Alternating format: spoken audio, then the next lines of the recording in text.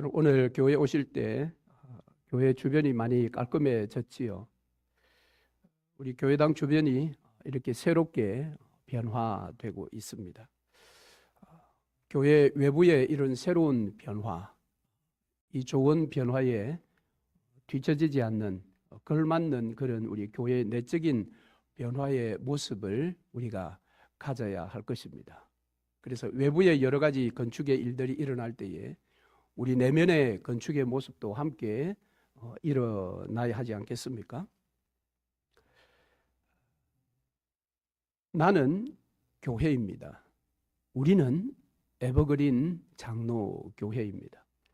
그래서 사실 우리는 교회된 자로서 교회에 속하여 있으면서 평생 사실은 교회를 건축하다 하나님 앞에 갑니다.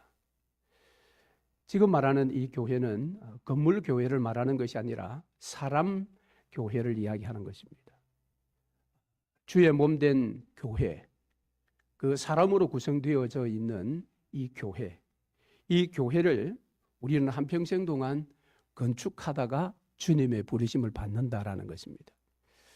이 건축하는 일에 여러분은 어떤 자세로 임하고 계십니까?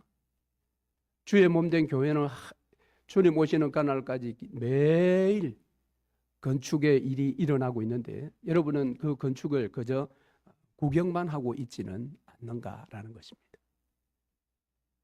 구경하지 않고 내가 직접 그 교회 건축에 참여하고 있다면 어떤 자세가 올바른 자세인가? 그것을 또한 우리가 생각하지 않을 수가 없지요. 오늘 본문의 말씀에 나오는 솔로몬의 이 성전 건축의 교훈을 통해서 교회된 우리 에버그린 장로교회를 건축하는 일에 우리는 어떤 신앙의 자세를 가져야 하는가라는 그 교훈을 한번 생각해 보려고 합니다.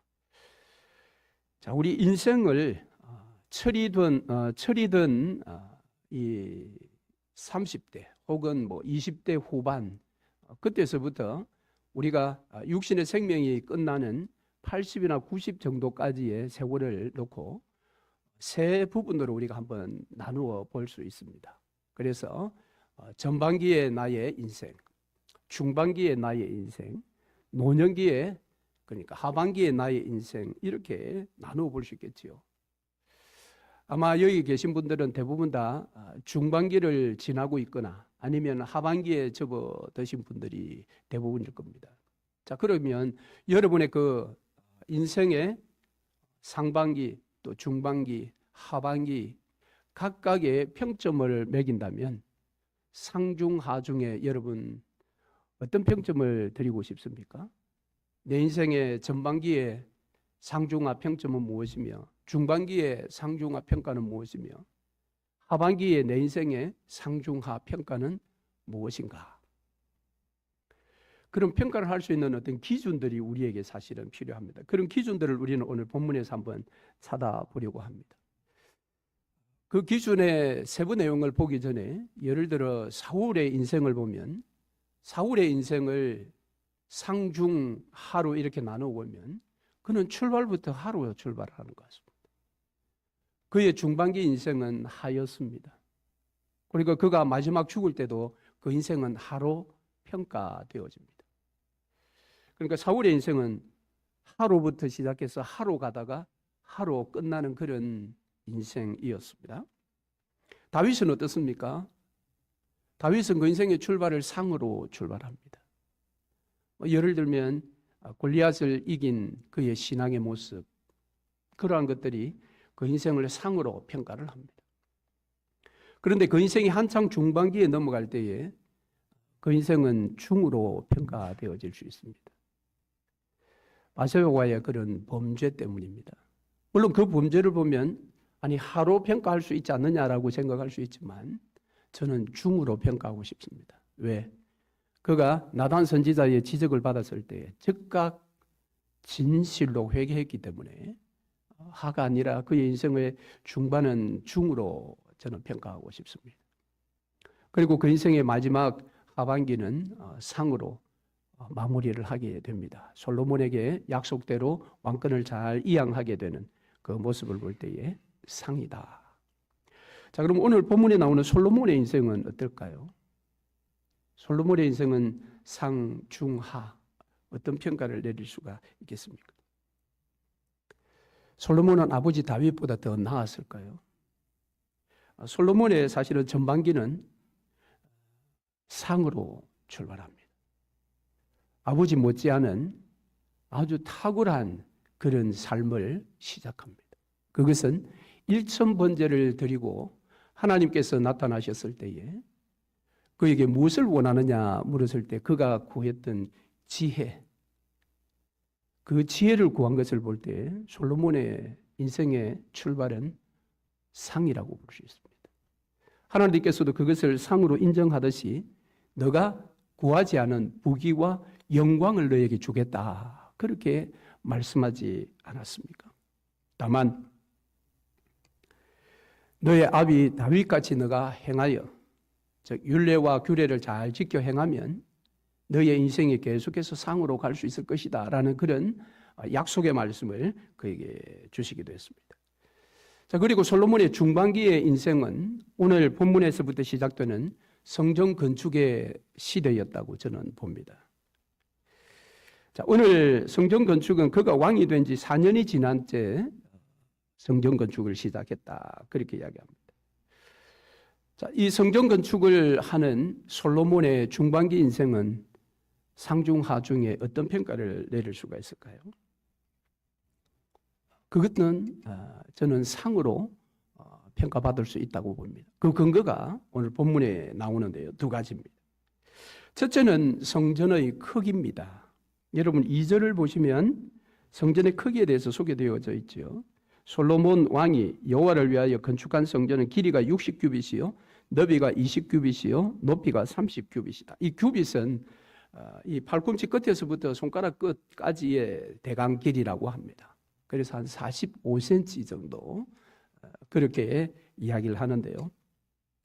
45cm 정도로 보면은 이 크기가 어느 정도 되느냐? 길이가 한 30m 정도, 또 폭이 한 10m 정도, 그리고 이 높이는 한 14m 정도 됩니다. 솔로몬이 지은 성전의 크기입니다. 이 크기를 이제 우리 교회당으로 한번 비교해 보면요. 길이는 우리 교회당 길이만 합니다. 제가 아침에 이렇게 재어보니까 30걸음 정도 되더라고요. 근데 폭은 우리 교회당보다 더 좁습니다. 왜냐하면 우리 교회당은 정사각형 비슷해요. 30걸음이더라고요. 근데 폭은 10m니까 한 이 장의자 2개 정도 너비밖에 되지가 않습니다. 높이는 14m라고 보면 아마 바닥에서 저 위에까지 정도, 그거보다 조금 더 높을지 모르겠습니다. 그러니까 솔로몬의 성전은 우리가 생각할 때 엄청나게 크고 막 화려하고 이런 생각을 하는데 실제 그 크기를 보면 별로 그렇게 크지 않습니다. 우리 교회당보다 더 작다라는 것이지요. 물론 이 성전의 크기는 성막 크기보다는 큽니다. 출애굽 때 그들이 만들었던 성막의 크기보다는 더 큽니다. 즉 이 길이와 너비는 성막의 길이와 2배로 확장이 되었고 높이는 3배로 확장되었던 크기입니다.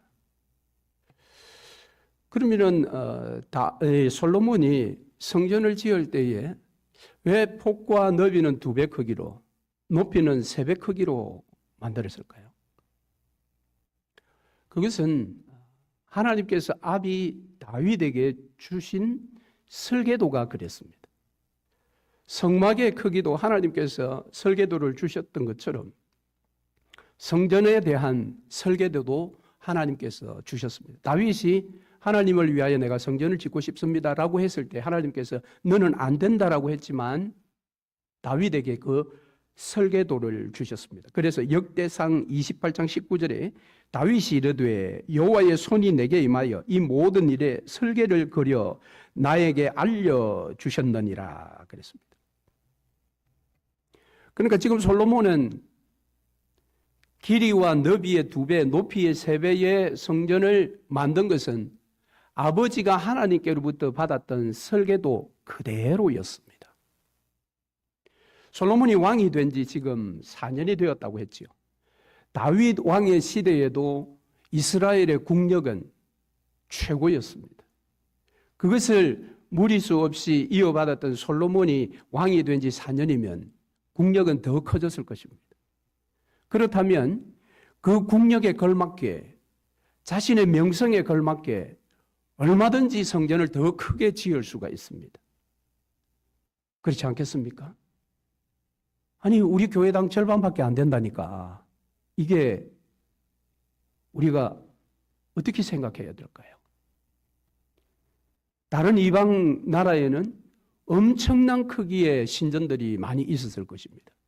그런데 솔로몬은 하나님이 주신 설계도 그대로 성전을 지었습니다. 재정이 부족해서가 아닙니다. 그의 마음은 2배, 5배, 10배 이상의 큰 것을 만들고 싶었을 것입니다. 그런데 그렇게 짓지 않았습니다. 딱 하나님께서 가르쳐 주신 대로. 그럼 하나님께서는 왜 그 정도로 지으라고 하셨을까?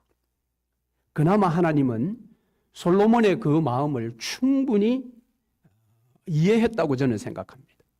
그 마음을 하나님께서는 받아주셨다고 생각합니다.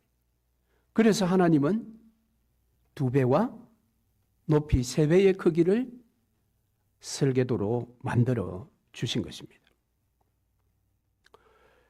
이런 교회는 이렇게 지어져야 합니다.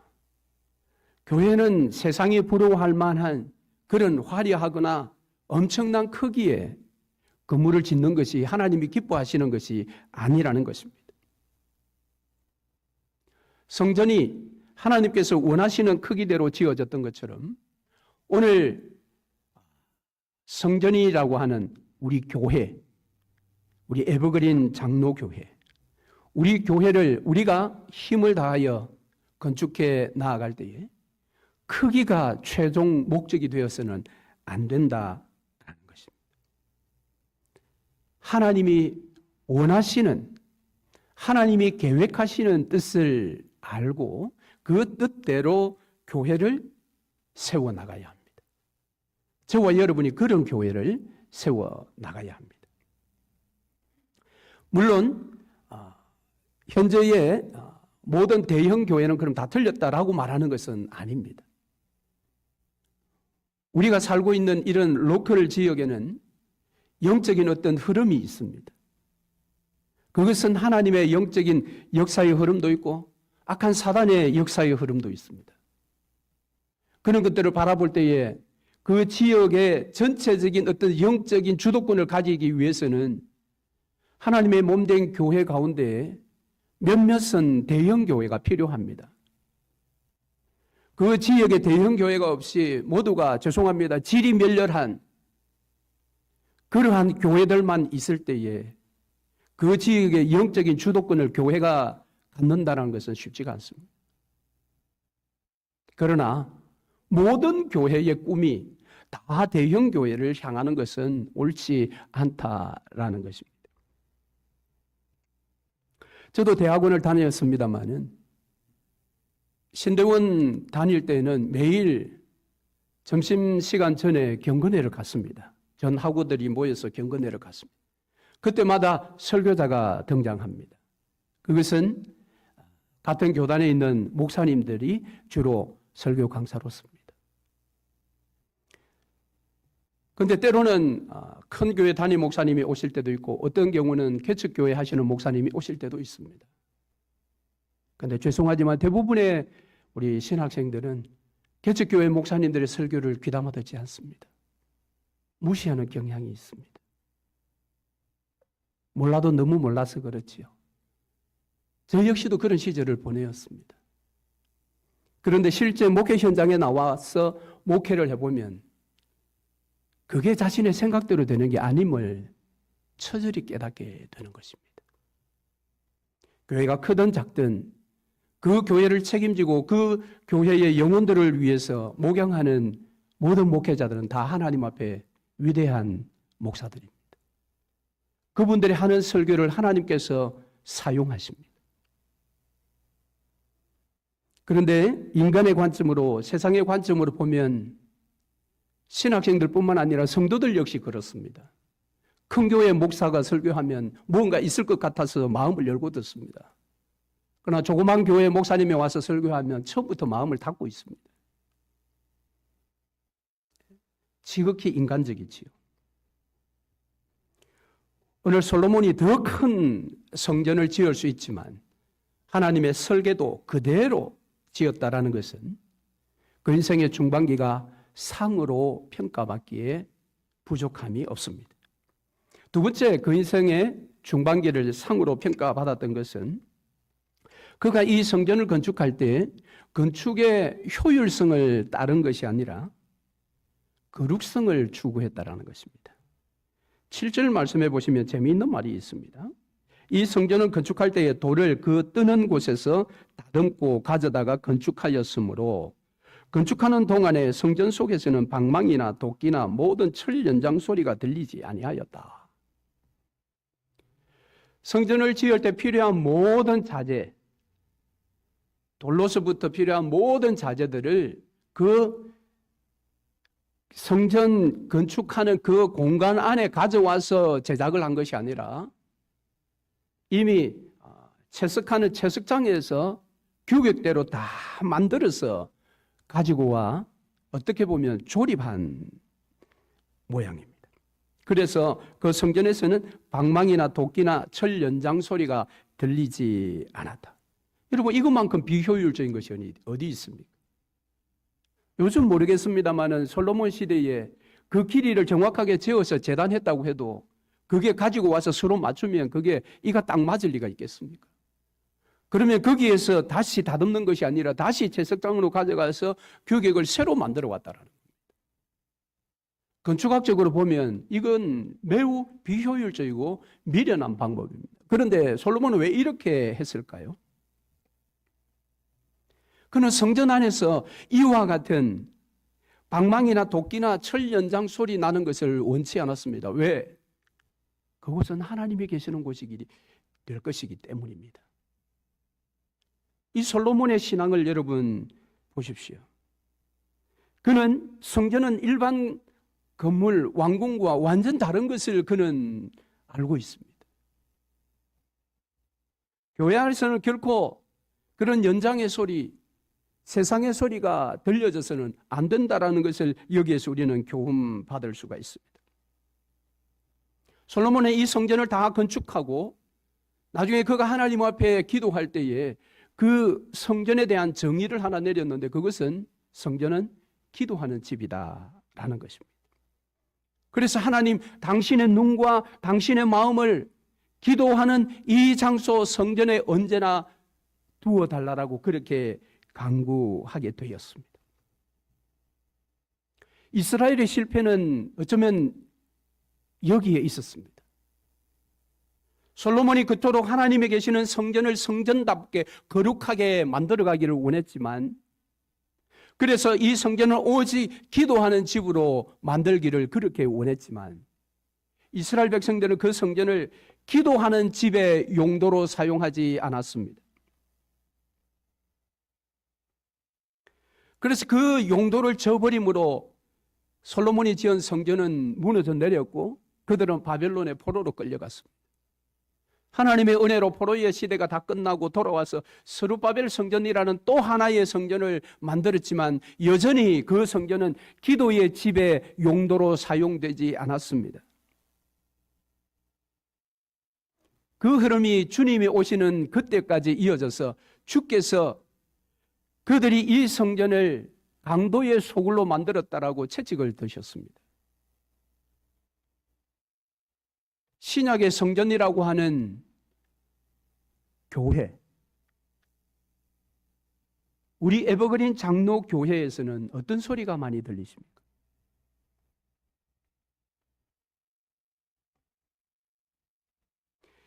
여러분, 성전은 더 크게 짓는다고 하나님 기뻐하시는 것이 아닙니다.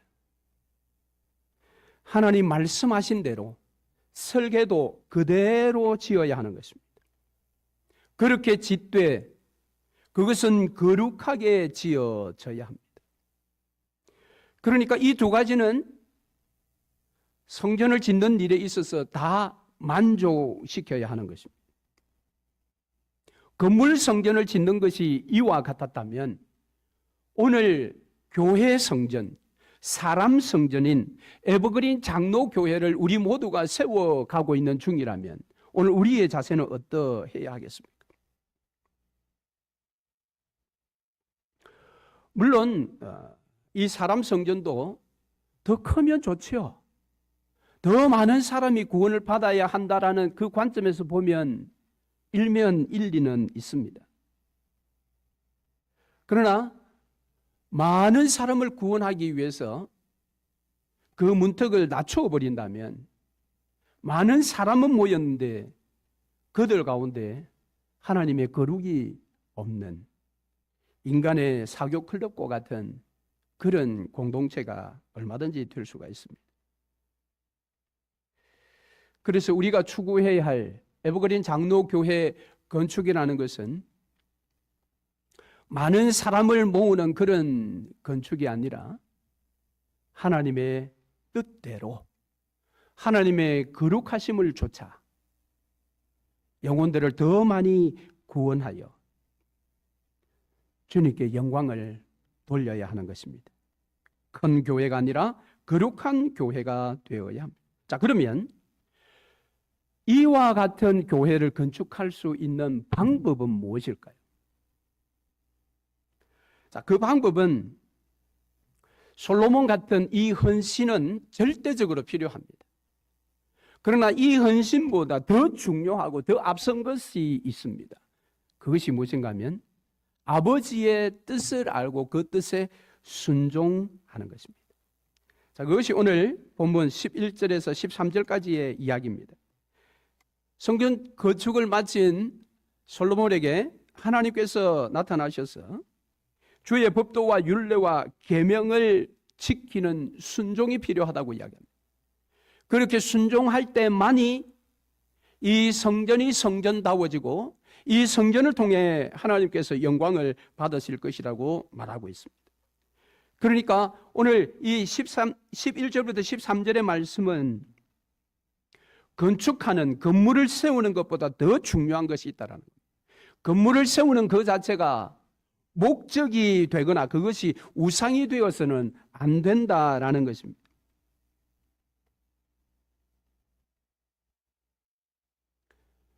그러니까 교회당을 건축하는 그 행위가 믿음의 행위를 대체할 수는 없다라는 겁니다.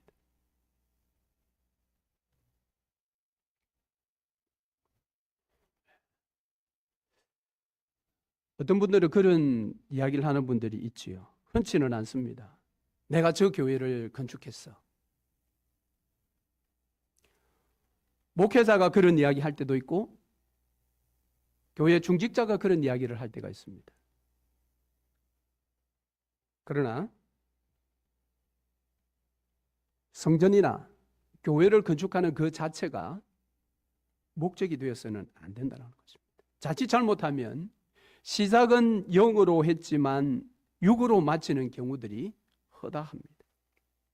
내가 지었기 때문에 내가 주인 노릇하는 경우들이 허다히 많다라는 것입니다. 그래서 헌신이 꼭 필요합니다마는 헌신보다 더 중요한 것은 순종입니다. 하나님의 뜻이 무엇인지를 알고 그 뜻 앞에 순종하는 것. 그래서 오늘 하나님은 솔로몬의 이 성전 건축과 솔로몬에게 있어서 말씀 순종을 하나로 묶어 놓고 있습니다. 말씀 순종이 없으면 성전 건축은 영광의 열매를 맺을 수가 없습니다. 믿음은 무너지고 건물만 남게 되는 것입니다. 오늘 우리에게 적용하면 순종 없는 헌신은 다 헛것입니다. 교회를 위해서 많이 헌신하고 하나님 말씀에는 무관심하거나 하나님의 뜻을 알면서도 순종하지 않는 헌신, 그것은 다 헛것입니다. 오히려 쉽게 그를 무너지게 만듭니다. 한번 볼까요? 솔로몬의 하반기 인생은 어떤 평점을 받을까요? 그의 하반기 인생은 전반기나 중반기보다 더 큰 번영을 누렸습니다. 열왕기상 10장의 말씀에 보면 이스라엘에는 금이 넘쳐났다고 합니다. 그래서 은을 귀하게 보지 않았습니다. 병사의 그 방패를 금으로 만들 지경이었습니다. 하나님은 솔로몬에게 약속하신 것처럼 그가 구하지 아니한 부귀와 영광을 그에게 부어 주었습니다. 그러나 그것을 받은 솔로몬은 인생의 하반기에 그 모든 것들을 자신을 위해서 사용했습니다. 그 수많은 금을 하나님과 그의 임재의 장소인 성전을 위해 사용했다라는 이야기가 열왕기상에는 10장에는 없습니다. 오히려 그는 수많은 병마를 두었다고 합니다. 그러니까 말을 타는 그 병사들을 많이 두었고 말을 애굽에서 많이 수입해 왔습니다. 그리고 열왕기상 11장에 가면 그가 아내를 많이 두었다라는 이야기로 시작이 됩니다. 그는 금이나 은을 쌓아 두었다라고 열왕기상 10장에는 이야기하고 있습니다. 여러분, 이 세 가지는 하나님께서 왕에게 왕의 제도를 허락할 때에 아주 강력하게 주신 경고입니다. 너희는 왕이 났을 때 그 왕은 병마를 많이 두지 말 것이요, 여자를 많이 두지 말 것이요, 금은을 쌓아두지 말라라고 분명하게 말씀을 하셨습니다. 그런데 솔로몬은 그 인생의 하반기에 이 세 가지를 그대로 어기고 있습니다. 그의 하반기는 최고의 번영을 누려서 히람 왕은 솔로몬이 그에게 성전 건축의 공로로 안겨주었던 선물이 너무 보잘것없어서 가불이라는 말을 사용했습니다. 그럼에도 불구하고 그것을 받았다고 또 솔로몬에게 금을 갖다 바쳤습니다. 그 정도로 엄청난 번영을 누렸지만 그의 인생의 하반기는 속으로 문드러지고 있었습니다. 그런데 그 문드러짐에 쓴 열매를 누가 먹었습니까? 그의 후손들이 다 먹게 된 것입니다. 솔로몬은 인생을 상으로 출발하고 중반기에 상으로 멋지게 잘 나가다가 성전 건축 이후에 인생이 하루 완전히 곤두박질을 하게 되는 겁니다. 그 이유와 원인이 무엇입니까? 오늘 본문 11절부터 13절의 하나님의 말씀입니다.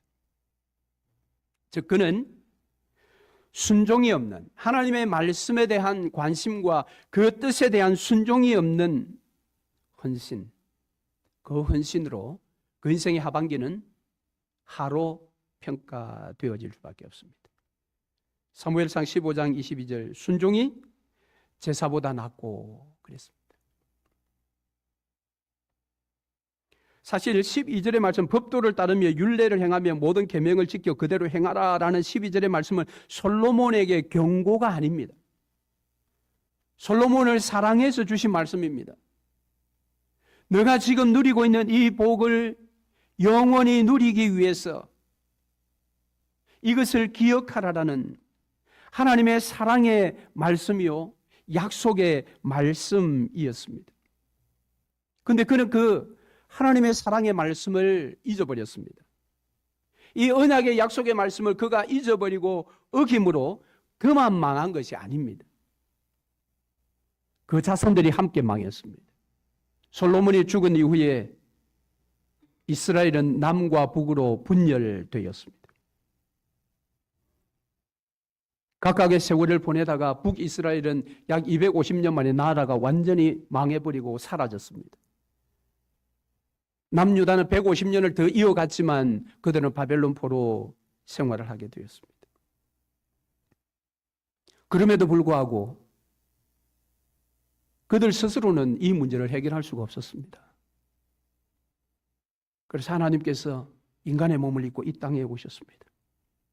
성육신하신 예수 그리스도께서 솔로몬이 하나님의 말씀에 순종하지 아니한 그 죄 때문에 저와 여러분이 하나님의 말씀과 하나님의 뜻에 관심 없는 내가 원하는 대로, 내가 원하는 방식으로 교회를 섬기고 교회를 건축하는 그런 죄들로 인해서 예수 그리스도께서 십자가를 지시고 죽으셨습니다. 예수 그리스도의 그 십자가의 죽으심에 대해서 사도 바울은 빌립보서 2장 8절에 이렇게 이야기합니다. 사람의 모양으로 나타나사 자기를 낮추시고 죽기까지 복종하셨으니 곧 십자가에 죽으십니다. 솔로몬의 순종 없는 헌신의 대가는 너무도 컸습니다. 아니, 저와 여러분의 순종 없는 헌신, 그 헌신의 대가는 예수 그리스도의 십자가의 죽으심입니다.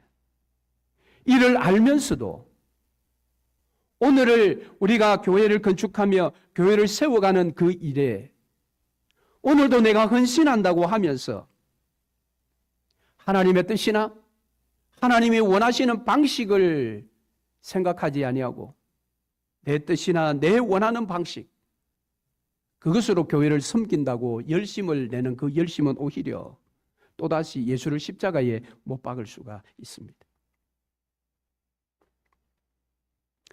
언약의 말씀에 따른 이 순종이 헌신을 앞선다라는 것을 여러분 꼭 기억하시기를 바랍니다. 말씀을 맺겠습니다. 솔로몬 성전 건축을 보았습니다. 이 성전 건축은 그의 인생의 중반기를 정말 상으로 평가받을 만큼 놀라운 건축이었습니다. 사실은 건물 성전을 건축하는 그 자체가 여러분 영광스럽고 복된 것입니다. 오해하지 마시고 들으십시오. 이 건물이 지금 성전은 아니에요. 저와 여러분이 교회, 저와 여러분이 성전입니다. 그럼에도 불구하고 우리 인생에 한 번의 이 건물 교회당을 한번 짓는 것은 엄청난 복은 분명합니다. 그래서 어떤 교단은 총회장이 될 자격 중에 하나가 그의 목회 여정 가운데 교회당을 한번 건축해 왔는가라는 그것이 하나의 자격 조건이라고 들었습니다. 분명히 이 건물 성전은 영광스럽고 복된 일입니다. 왜냐하면 솔로몬의 이 성전은 신약의 교회의 모형이기 때문에 그렇습니다. 그리고 예수 그리스도, 성육신하신 그리스도, 이 그리스도의 모형입니다. 그러니까 저와 여러분이 교회고 저와 여러분이 성전이다 할 때에 예수 그리스도가 그 성전의 머리 되시고 우리는 그 성전의 지체가 되는 것입니다. 그래서 이 솔로몬의 성전 건축은 매우 중요하다, 매우 영광스럽다, 매우 복되다.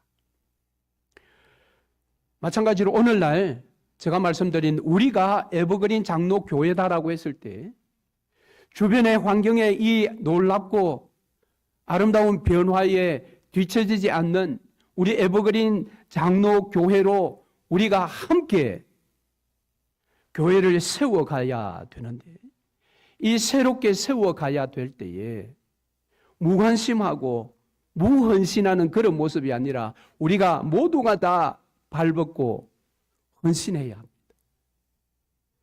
그 헌신을 할 때에 오늘 이 교훈을 기억해야 합니다. 내가 헌신하고 싶다고 해서 내가 원하는 대로, 내가 원하는 방식으로 내 뜻대로 헌신하는 것이 아니라 하나님이 지금 우리에게 무엇을 원하시는가? 하나님은 왜 지금 이 시대에 오늘 2024년 이 4월과 5월에 왜 하나님은 주변을 이렇게 바꾸어 주시고 우리가 먼저 손 내민 것 아닌데 저 주차장을 저렇게 아름답게 보수까지 해 주셨는가? 하나님이 이렇게 일하고 계시는데 비록 눈에 보이지 않는 성전인 우리 에버그린 장로 교회를 위해서 우리가 가만히 있는다면 이건 하나님의 일하심에 대해서 우리가 전혀 관심이 없는 삶이 될 수가 있습니다. 그러면서 어떻게 하나님의 백성이라고 우리가 말할 수 있겠습니까? 우리 모두는 분명 마음을 모아야 합니다. 모이기를 패하는 어떤 자들의 습관과 같이 하지 말고 더 모이기를 힘써야 하는 것입니다. 모이는 그 자체가 에버그린 장로교회를 세우는 첫 걸음입니다. 이러한 헌신에 꼭 기억해야 될 것은 하나님이 무엇을 원하시는가라는 겁니다. 그 하나님의 뜻에 순종할 수 있는 믿음으로 헌신을 해야 한다는 것입니다. 이 순종 없는 헌신, 그 헌신은 자칫 잘못하면 교회를 소란케 할 것입니다. 솔로몬이 그렇게 경계했던 교회 안에 돌 깨는 소리, 나무 패는 소리, 짐승을 사고 파는 소리, 세상의 악한 소리들이 가득하게 될 것입니다. 그 악한 소리들은 딴 소리가 아니라 내가 이렇게 교회를 위해 헌신했다, 교회에 내가 이런 공을 세웠다라는 그런 인간의 자랑의 소리가 될 것입니다. 우리 에버그린 장로교회는 주님 오시는 그날까지 날로 새롭게 세워져야 합니다. 이 일에 여러분 비켜나 있는 그런 무감각한 자들이 되지 않기를 바랍니다. 우리 에버그린 장로교회의 중심에 여러분 모두가 모여서 내가 원하는 뜻이나 방식은 다 내려놓고 하나님이 원하시는 뜻을, 하나님이 원하시는 방식을 물어 그것에 순종하며 아름다운 에버그린 장로교회를 만들어 가십시다. 그래서 우리의 인생이 모두가 하나님 앞에 상으로 평가받는 그런 복된 인생 되시기를 주의 이름으로 축원합니다. 아멘.